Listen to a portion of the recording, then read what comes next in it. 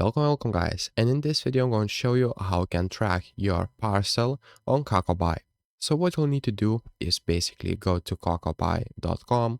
After that, log into your account and click on User Center at the top right corner, as you can see.